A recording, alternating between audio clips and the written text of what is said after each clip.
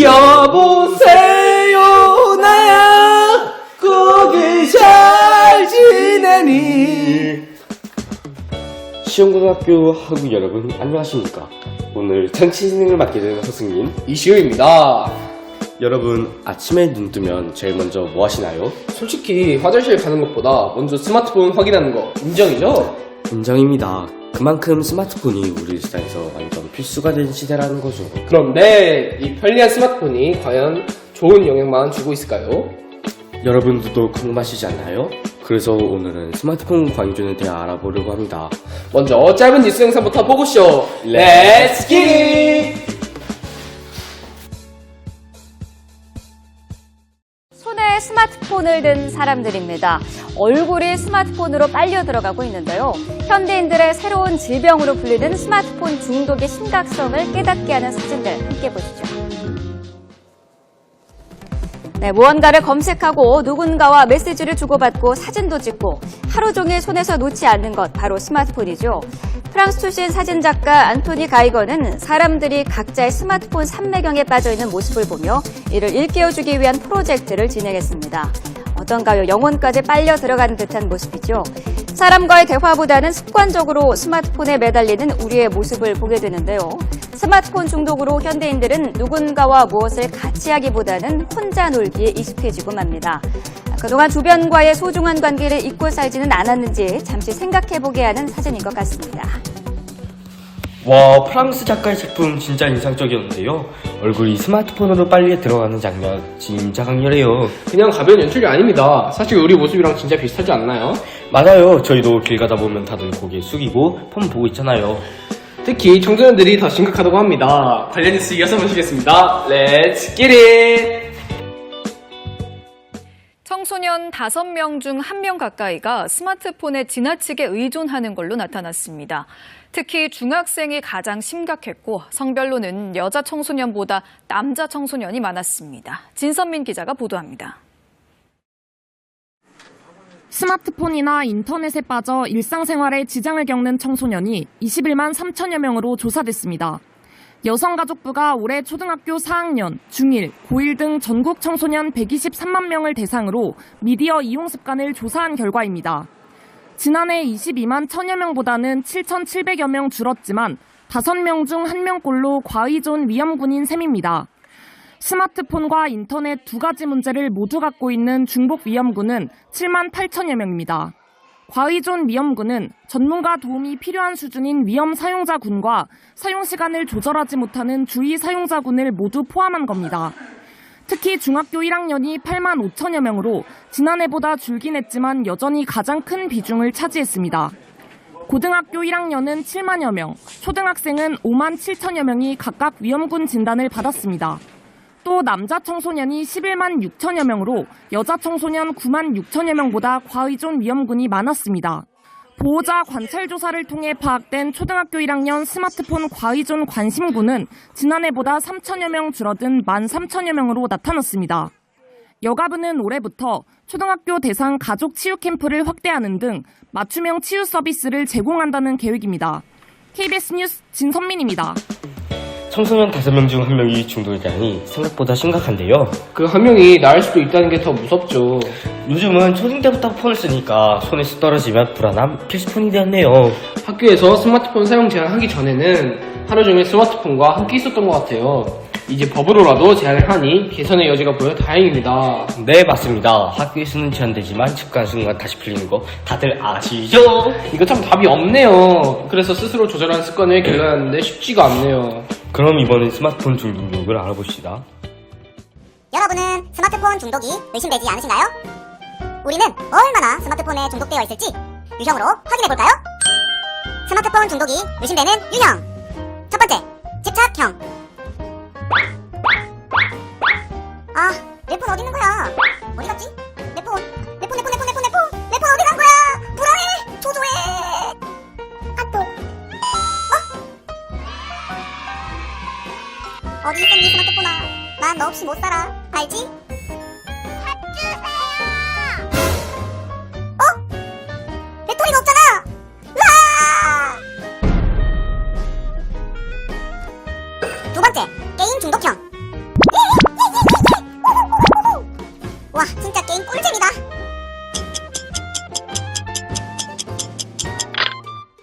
역시 스마트폰 게임은 시간 가는 줄 모르겠다니까. 방구 왈왈, 숙제 왈왈. 몰라.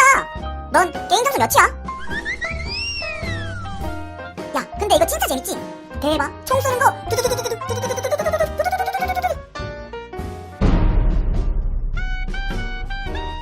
세 번째, 메신저 중독형.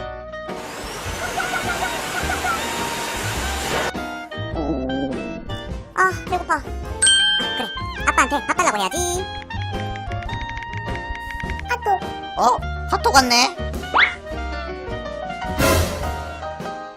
야, 이 자스가. 아빠가 바로 앞에 있는데 니는 카톡을 보내나? 니 그거 스마트폰 중독이다, 중독. 네 번째, 스몬디족 형. 너 어제 유튜브 봤어? 진짜 너무 웃기다. 진짜 너무 웃기다 이거. 내 머리. 머리야. 어이구, 조심해, 왈왈. 앞을 보고 다녀야지, 왈왈.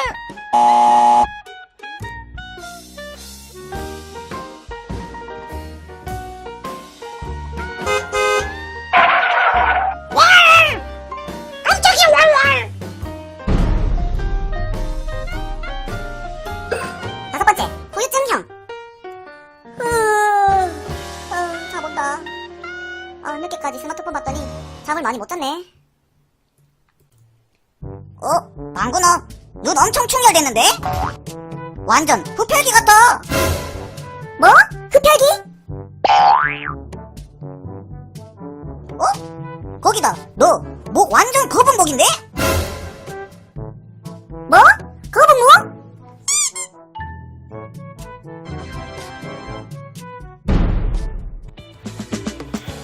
여러분은 어떤 유형이신가요?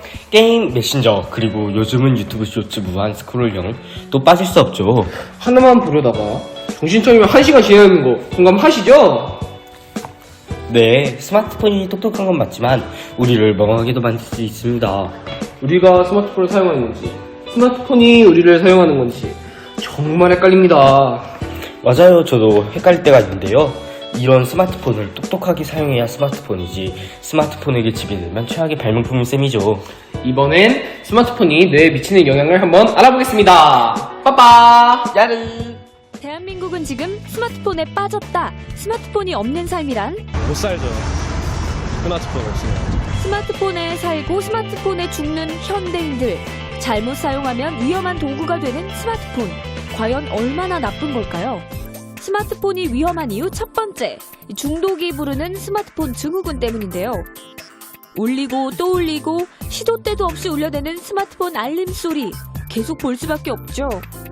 하지만 오랜 시간 스마트폰을 이용하면 좌우 뇌 균형이 깨지는 것은 물론 심할 경우 발달 장애와 주의력 결핍 과잉 행동 장애인 ADHD 증상, 틱 장애 등을 일으키는 스마트폰 증후군을 겪게 됩니다.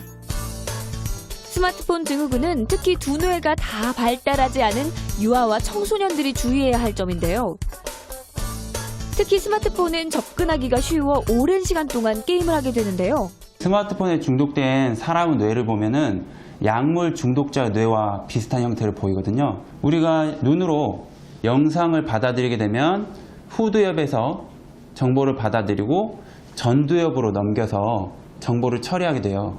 하지만 게임같이 즉각적인 반응을 요구하는 경우에는 후두엽에서 바로 처리를 해버리기 때문에 전두엽으로 발달시킬 기회를 주지 않게 되죠. 아이들이 게임을 오랫동안 하고 반복적으로 하다 보면은 후두엽만 발달하고 전두엽이 떨어지기 때문에 사고나 판단, 집중력이 떨어질 수가 있죠. 먼저 휴식 상태나 책을 읽는 상태에서 뇌파를 측정해 볼까요? 파란색의 뇌파가 처음부터 끝까지 넓게 분포되어 있음을 볼 수 있는데요. 이것이 바로 안정된 상태, 신경망의 활성화로 집중력과 자기조절이 가능한 상태입니다. 하지만 이렇게 안정됐던 뇌파가 스마트폰으로 게임을 하게 되면 어떻게 될까요? 불안정한 붉은 뇌파가 높게 나오는 게 보이시죠? 이것은 곧 뇌가 스트레스를 받았거나 강한 자극을 받았다는 걸 의미합니다. 과도한 영상 자극이 계속 노출을 받게 되면요, 뇌는 게임과 같은 강한 자극에만 반응하도록 굳어지게 됩니다. 그래서 학습이나 책을 읽는 것에는 흥미가 떨어지게 되고요, 게임과 같은 강한 자극만 요구하게 되는데, 이렇게 되면 주의력이나 집중력, 정서불안, 수면 장애 등이 올 수 있습니다. 그리고 깨어있을 때 잠잘 때 나오는 델타파가 강하게 나오는데, 이것은 바로 뇌의 기능이 저하됐다는 뜻입니다. 스마트폰이 위험한 이유 두 번째, 스마트폰으로 발생하는 여러 가지 사회 문제 때문인데요. 먼저 운전 중 사용하는 스마트폰, 교통사고를 일으키는 위험한 도구입니다. 바로 운전 중 스마트폰 등으로 보는 영상물 때문인데요. 운전 중에 안전띠는 필수, 스마트폰은 금물이라는 사실. 스마트폰은 또 청소년 왕따 문제를 일으키기도 하는데요. 어렸을 때부터 게임이나 스마트폰을 많이 가지고 논 아이들은 생각하는 능력이 떨어지고 조건 반사적인 반응을 많이 보이게 돼요. 아이들은 생각하는 깊이가 그만큼 얕고 공격적이고 충동적인 행동을 보이게 되죠. 이런 아이들은 공감하는 능력이 다른 아이들에 비해서 극히 부족하게 되는데, 상대방은 분위기나 감정을 그만큼 파악하지 못하게 돼요. 이런 아이들이 폭력을 휘둘렀을 때는 상대방이 느낄 고통을 그만큼 못 느끼게 되죠. 스마트폰이 위험한 이유 마지막, 스마트폰으로 인한 대화의 단절 때문인데요. 말이 없는 스마트폰 홀리커, 자꾸만 스마트폰만 만지작거리는 습관으로 가족 간의 대화는 물론 친구들과의 대화도 줄었습니다. 이뿐만 아니죠. 스마트폰은 정보 전달의 소외계층을 발생시키기도 하는데요. 스마트폰을 사용하는 젊은 층과 그렇지 않은 장노년층의 세대 간 갈등도 심각한 실정입니다. 일명 손안의 독약이라고도 불리는 스마트폰, 잠시 내려놓아도 좋습니다. 스마트폰에 중독된 뇌가 약물 중독과 비슷하다니 좀 충격적이었는데요. 특히 요즘은 아직 성장 중이라 더 영향이 크겠죠. 미성숙한 우리의 뇌를 더 건강하게 오래 쓰려면 가끔은 일부러라도 폰을 내려놓는 시간이 필요합니다. 지금부터 간단한 자가 진단을 한번 해볼 건데요. 창지 일지를 함께 봅시다. 그리고 해당되는 나이 습관을 체크해보세요. 넘버 1! 아침에 눈 뜨면 바로 스마트폰을 본다. 넘버 2. 폰이 내 손에 없으면 불안하다. 넘버 3! 하루 2시간 이상 사용한다. 넘버 4. 앱이 30개 이상 깔려있다. 넘버 5! 화장실 갈 때도 들고 간다. 넘버 6, 7! 이동하면서도 계속 본다. 넘버 7! 타이핑 속도 자신있다. 넘버 8. 밥 먹으면서도 본다. 넘버 9! 폰이 가장 소중한 물건이다. 그리고 마지막으로 10번. 폰으로 쇼핑을 자주 한다. 3개 이하면 정상, 7개까지는 초기 단계, 8개 이상이면 관리 좀 하자, 얘들아. 지금 살짝 뜨끔한 친구들 있죠? 함께 개선하자는 의미에서 이번에는 스마트폰 중독에서 벗어나는 법을 알아봅시다. 바로 무야징! 스마트폰 중독 예방법 첫 번째, 바로 디지털 디톡스입니다. 디톡스는 해독을 이르는 말로 최근 세계적으로 유행하고 있는 운동인데요. 수시로 날아드는 이메일과 문자 메시지, SNS 등에서 벗어나 일정 기간 스마트 기기와 거리를 두는 이른바 아날로그 휴식을 뜻합니다. 서울시에서는 최근 111 운동을 전개하고 있는데요. 하루에 한 번 1시간씩 스마트폰을 끄고 대화하자는 겁니다. 111 운동보다 더 확실한 효과를 얻고 싶다면 스마트폰을 아예 끄고 디지털 단식을 하는 허핑턴 처방법도 있는데요. 일주일 동안 스마트폰을 전혀 사용하지 않고 하루에 2번 특정 시간에 이메일만 확인하는 겁니다. 자기 절제력이 있는 경우 스마트폰 중독에서 벗어날 수 있는 아주 확실한 방법이겠죠? 스마트폰 중독 예방법 두 번째는 바로 전화입니다. 휴대폰의 가장 기본적인 기능은 바로 상대방과의 전화통화인데요. 스마트폰이 개발되고 이메일, SNS 등 다양한 기능이 생기면서 전화보다는 부가적인 기능을 사용하는 경우가 많죠. 스마트폰을 꼭 사용해야 한다면 문자나 모바일 메신저, SNS보다 간단하게 전화 통화를 하는 것이 좋습니다. 문자나 SNS는 자신이 예상했던 시간보다 훨씬 더 오래 하는 경향이 있습니다. 전화 통화는 이러한 것들을 미리 막아주기 때문에 스마트폰 중독을 예방하는 효과가 있습니다. 스마트폰 중독 예방법 마지막은 바로 아날로그입니다. 디지털 대신 아날로그인 공책에 일기나 글을 쓰는 건데요. 메신저로 수다를 떨고 싶은 욕심이나 SNS에 사진이나 글을 올리고 싶은 생각이 들 때마다 공책을 펼치는 겁니다. 스마트폰을 사용할수록 스트레스가 쌓인다면 일기는 쓰면서 스트레스도 해소할 수 있는데요. 일기뿐 아니라 가족이나 친구에게 직접 손으로 쓴 편지를 보내는 것도 좋은 방법입니다. 또한 최근 들어 국내외에서 디지털 디톡스 마케팅이 부상하고 있는데요. 호텔이나 리조트에 체크인할 때 모든 디지털 기기를 반납하면 숙박료를 할인해주는 식입니다. 오프라인의 여유를 찾자는 취지인데요.